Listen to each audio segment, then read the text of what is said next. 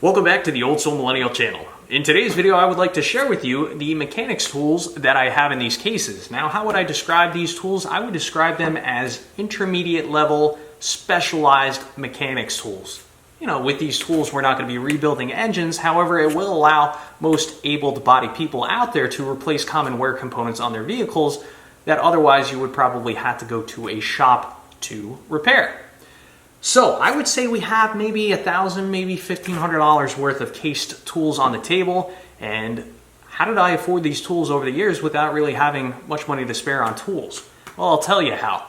Commonly, when a component broke on my vehicle, a family member's vehicle, or a close friend's vehicle, they would come to me and ask me to repair the issue.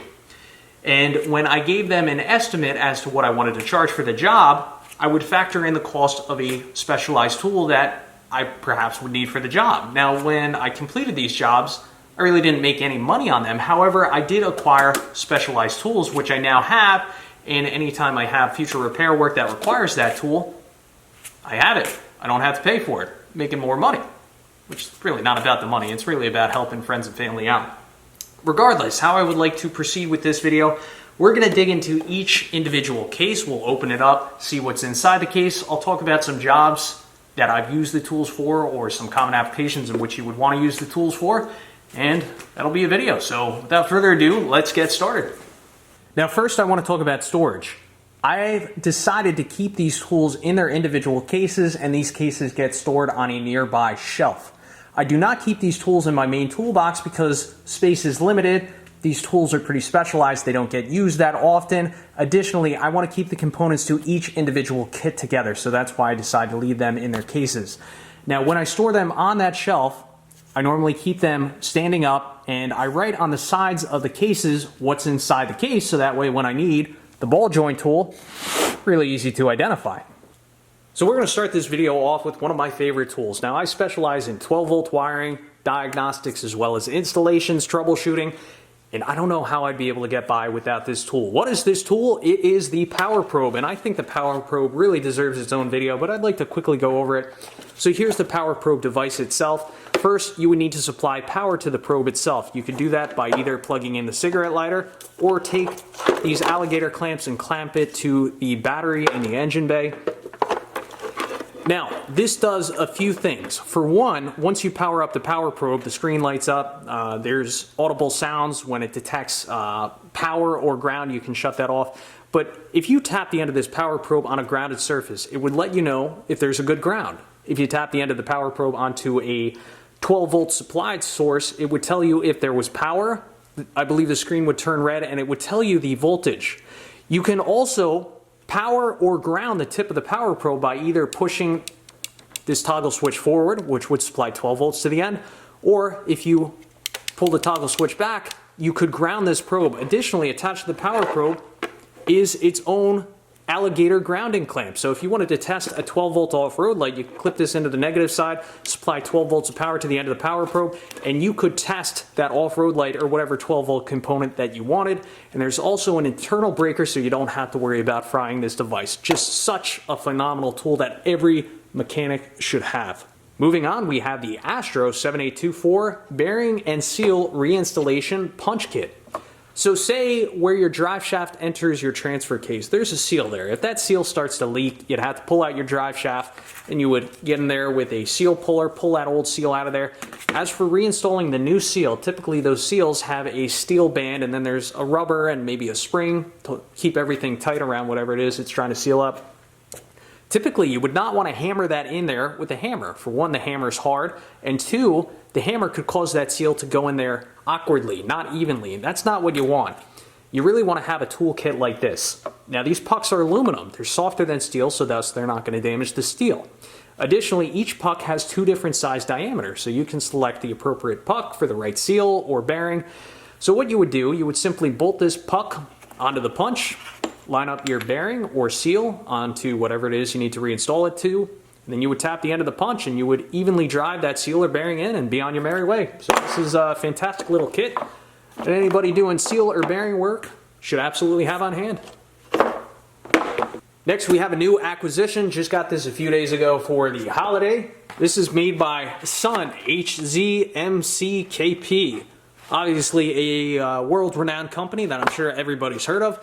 But what we have here is basically a large metric half-inch drive axle nut socket set.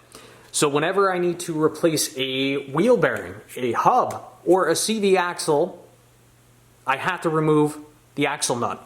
And typically in the past, I've been able to get by with my large 1-inch drive SAE sockets, but I've never really had the proper metric socket kit in the past. So if you do a lot of bearings, CV axles, suspension work, a kit like this is an absolute must. And of course, this is, you know, a cheapy Chinese brand, but for as often as I'm wrenching on suspension components and wheel bearings, I think this kit's gonna do me just fine. Real quick with this kit, you get 9 different sockets. You get sizes 29, 30, 31, 32, 33, 34, 35, 36, and 38. Next, we have a generic no-name tool, but nonetheless, usually does the job just fine. What do we have? Well, we have an O2 sensor socket kit here. So these sockets are special in that they have a little slit, which allows you to slide them over the wire for the O2 sensors. And I've been doing a few O2 sensors lately, and this tool usually does the job just fine. Typically, when removing a stuck O2 sensor, it's a good idea to have a little butane torch on hand or a MAP gas torch, because typically in the Northeast or in the Rust Belt, when those O2 sensors really get stuck in there, you got to heat up the exhaust pipe. So, you know, just go slow, take it easy. So you have a few different sockets here. I believe this one is 3/8 inch drive, half-inch drive. This is the one I used most commonly, and you see you can position your half-inch drive in a few different orientations. So this is the most common used one. Honestly, haven't used this chrome one. And included in the kit is also a thread chaser. So in case you mar the threads where the O2 sensor goes into that exhaust pipe, I guess you could chase this in there and maybe get those threads straightened out. This looks like a thread chaser too, but I'm not really sure when you would use this. If anybody knows, let me know. But a kit like this is a must. Very cheap, good kit to have. I will leave links to all the tools I'm showing you in the description down below, but what we have here, we have a 25-piece Torx and external socket set. So this is multi-drive. We have 1/4-inch drive, 3/8 inch drive, and 1/2-inch drive, depending on the size of the Torx. Now these are pretty average right here, right? Like your average Torx sockets. But the upper ones are pretty special. These are called external sockets. And I've had to use these one time, of course, the upper sockets, for reinstallation of manifold bolts. So these are the manifold bolts off a GMC Terrain with 2.4 liter Ecotech. So I recently did a manifold job, and it required me to have these external Torx sockets. So of course I had to buy the kit, and it allows you to reinstall these manifold bolts. So it's a kit that when you need it, you really need it. And it's just a good thing to have on hand and add to your arsenal. Next up, we have a generic no-name ball joint installation and removal tool, which apparently you can actually use this for some other items as well. Just learned, and I'm going to share that with you now. So included in the kit, you have basically a very large C-clamp. I noted the socket size, 22 millimeter. I commonly use my 1/2-inch drive impact to drive old ball joints out or install them. You probably shouldn't use an impact, but most guys are going to do it anyway. So you basically have different adapter plates and some cups, which allows you to create this space to either drive out or drive in ball joints. So how this kind of works, I'll show you the pictures here so you can get an idea for the removal as well as the installation. But apparently, I got to throw this in the back of my head, you can also utilize this tool for universal joint installations and removals as well. And also, I'm going to reference this here shortly when we go over the Ingersoll Rand air hammer, but I used to do a lot of brake jobs on heavy trucks, and there is a hinge pin on those heavy trucks, and typically I would use an air chisel, an air hammer, to punch out that pin, but apparently you can also use a ball joint tool to remove that hinge pin. But you start mixing in salt and corrosion in the Northeast and it just becomes a nightmare regardless, but apparently you can use it for that as well. So this is a really handy little kit. Whatever you need to do, ball joints, universal joints, or those hinge pins for those giant brake pads. Now, because we were just talking about the hinge pins for those giant CDL truck brake shoes, we're going to move on to this tool. Now, I just got this for the holidays. It's not going to stay in the cardboard box, but it may give you some ideas as well. It's basically an air chisel, a pneumatic hammer, and there are so many things you can do with this tool. I can't really remember them all right now, but for one, you could obviously use this to drive out stuck fasteners. Perhaps a lot of rust and corrosion has built up in between, a smooth pin and a casting. So, you can heat up that casting gently and use the fine point on this and just chisel whatever it is you need to get out of the way. As for the main chisel, you could sharpen that up really sharp and you could literally chisel through steel. There's been instances in which I had to do that because either the air hacksaw wasn't available or I couldn't apply a lot of heat to the area. But this tool in general is just a joint saver. Done are the days of whacking the chisel with the hammer. Protect your joints. Just think about upgrading to a tool like this when you can. Next up, we have the Torx brake caliper piston compression tool, 24 pieces, lifetime guarantee, part number CWB-01. So I'm going to open up this kit, show you what's inside. So you have a left-handed thread compression tool, a right-handed thread compression tool, the backing plate, and then mainly a series of discs.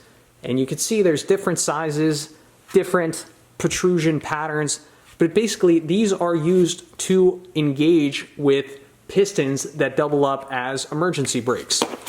So I'm going to show you a picture of how this tool should look once installed on a typical caliper, but I need to tell you, if you don't already know this, that there are two types of pistons. So there's just a regular service brake piston, and with a regular traditional service brake piston, which are almost always on front axles, you normally can just compress those with the standard C-clamp and a little steel plate. This is how I always used to do it on my 05 F-150. However, the automakers decided to change things up. Instead of having a mechanical cable-engaged drum emergency brake, they decided to double up the rear caliper piston as the service brake, but also the emergency brake. And what that means is if the rear caliper doubles up as the service brake and emergency brake, you can no longer just compress that piston in with a traditional C-clamp and a steel plate. It won't work. What you have to do is twofold. You have to compress as well as rotate.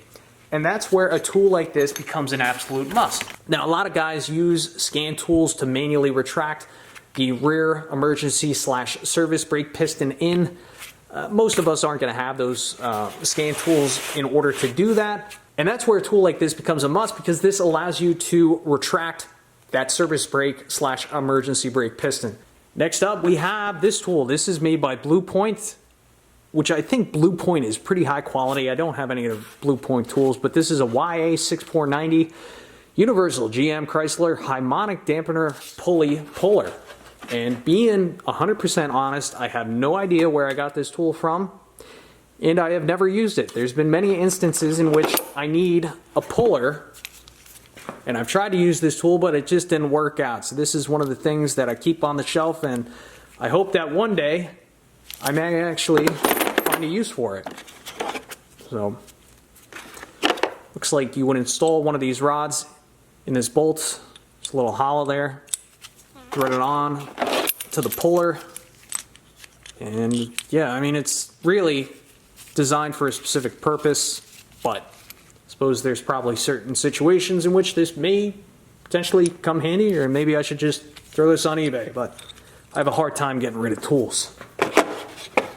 Final tool I have to share with you is a slide hammer kit made by Gear Wrench, part number 41700D. I bought this tool, I want to say 7 or 8 years ago. I used it a lot on my 05 F-150, and the quality of this kit honestly is pretty disappointing. There are many areas in which this kit could be improved, and geez, I don't know where to start. First, I suppose let's talk about what's included in this kit and why it's so much more than just a slide hammer. So with this kit, obviously you have the slide hammer itself, and there used to be a T, a little piece of steel that would go at the end of this slide that allowed you to really hold on to this thing.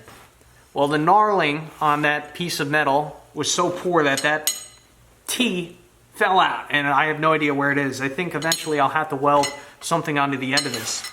Aside from the slide hammer, you have two different hub adapters. So if you need to pull a hub, obviously hook these up to the hub. These are fine. They do the job just fine. This device right here, I've used this many times. So you would thread this onto the end of the slide hammer, and then you could take this lip and use it to pull out things such as axle bearings, right? Within the rear axle. I replaced the axle bearings on my 05 F-150, and this was such a poor quality tool that it took me a few hours of wailing on that hammer to pull those bearings out of there. So first, this could be a little bit higher. The angle could be a bit sharper. Notice how it's like a little bit rounded right there. And notice how it's like sloped back. It's not a square 90-degree angle. If anything, I think you'd want a bit of an acute angle to really allow this to stay where it needs to stay. But this component right here really needs to be improved. Granted, it will get the job done, but it's just pretty disappointing. Also included in this kit, believe it or not, are gear pullers. So you can use this kit to make either a 3-jaw or a 2-jaw gear puller. So here are the paws right here, and you have your bolts right here. So I'll assemble this and kind of show you what it looks like.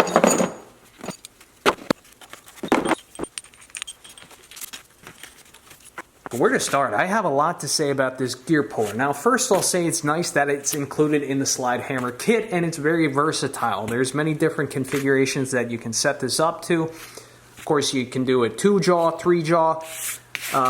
There's this like concave and convex puck that you can thread onto this rod, which allows you to put pressure on your jaws. So as I rotate this in, notice how the jaws retract in. So that's pretty cool if you want to have some clamping force on whatever it is you're trying to pull. Of course, you could flip this around the other way, and you could have these jaws kind of expand outward, right? So these jaws are reversible. You could have them clamp inward, you could have them clamp outward. Again, 2-jaw, 3-jaw. So it's good that it's included in this kit. However, just execution, quality of materials, all quite poor in my honest opinion.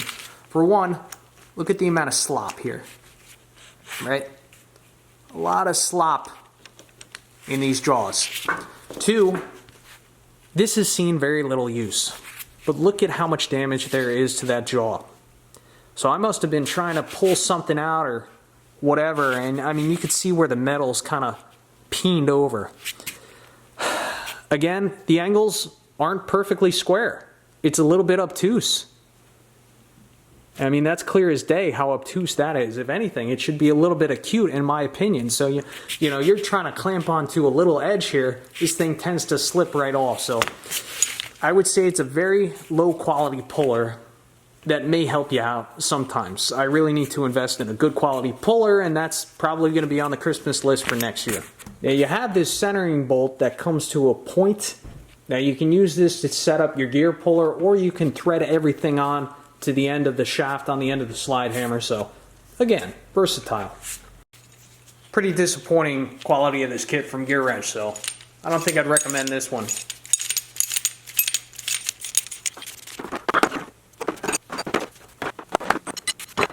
That's all I have to share for right now. I definitely will be adding a high quality, versatile gear puller to the wish list. If you have any suggestions on what I should get, please let me know. Not looking to break the bank either. You know, it's like a balance between price and quality.